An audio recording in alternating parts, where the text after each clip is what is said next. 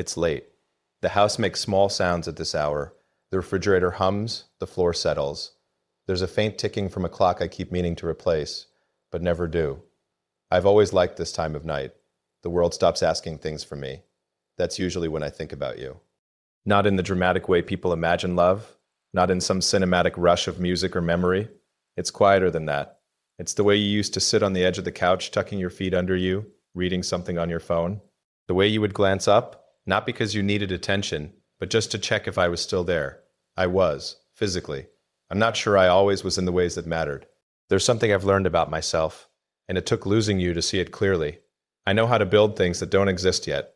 I know how to hold impossible ideas in my head for years without letting them go. I know how to survive pressure that would make most people fold. What I didn't know was how to be present without trying to optimize the moment. With you, I was always thinking one step ahead, even in love. How can I improve this? How can I make it stronger, more efficient, more secure? I didn't realize love isn't a system to engineer. It's a room you sit in and stay.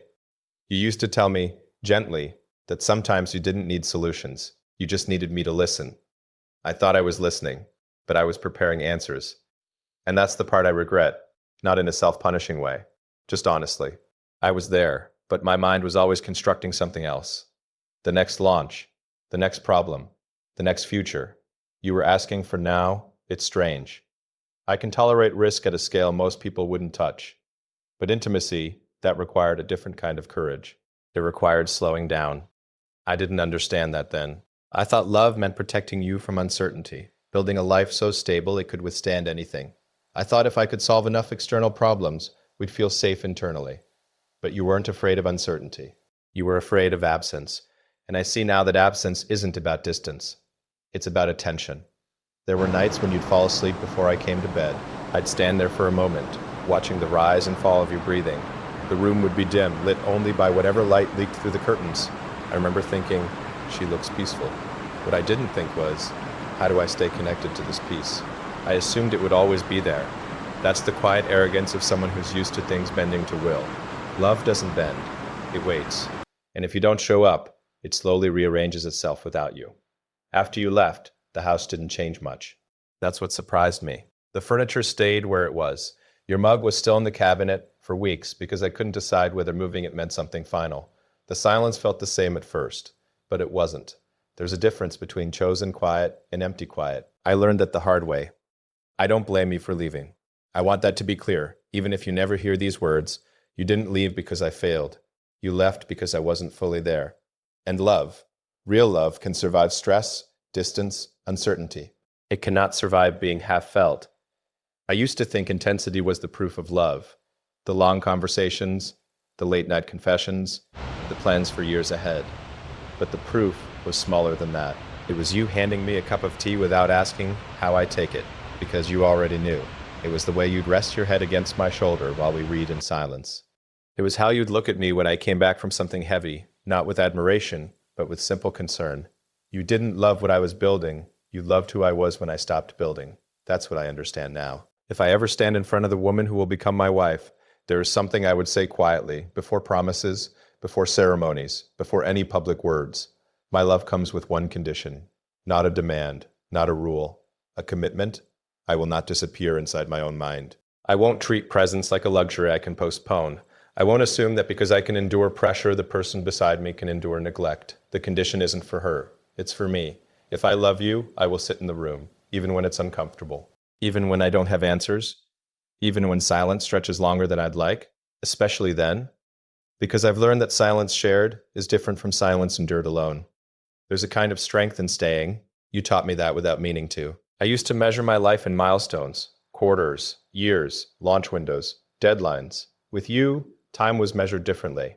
In mornings, in shared meals that were mostly quiet, in the way your hand would find mine under the table without looking. Those moments felt small at the time, almost invisible. Now they feel enormous. Loss has a way of enlarging what we once overlooked. I don't replay our arguments anymore. I've let those soften. Memory has rounded their edges. What stays sharp are the ordinary things. The soft light in the kitchen at dusk, the faint scent of your shampoo on the pillow, the way you'd pause before speaking when something mattered. I didn't understand then that love isn't proven by how hard you can fight for it. It's proven by how gently you can hold it. There's something else I need to admit, if only to myself. Part of me was afraid of needing you, not because you were unreliable, but because you were steady, and steady love asks you to soften.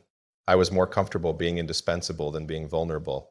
You never asked me to be extraordinary. You asked me to be available. That felt simple. It wasn't. It required dismantling a part of myself that equated worth with output. You saw that before I did. You'd look at me sometimes like you were waiting for me to arrive in my own life. I think I finally have. Not perfectly, not all at once, but enough to know that the next time I love someone, and I will, it won't be about intensity. It will be about consistency, not about grand gestures, but about staying seated at the table long after the conversation ends, about putting the phone down when she starts to speak, about recognizing that the future I'm so good at imagining doesn't matter if I'm absent from the present. I don't know who she is yet. Maybe I've met her, maybe I haven't, but I know this. She won't have to compete with my ambition. She won't have to ask for attention twice, and if she ever looks at me the way you did, quietly hoping I'm fully there, I'll recognize it. That's the only condition. Not perfection, not certainty. Presence. It's almost 2 a.m. now. The house is still. The air feels settled. There's no ache in this reflection, just a kind of steady gratitude. You loved me in a way that exposed my blind spots without humiliating me. You left without trying to diminish me. That's a rare kindness. I don't wish to rewrite what happened. It shaped me. And somewhere out there in another quiet room, you're probably living your life with the same steadiness you always had. I hope someone sits beside you and stays.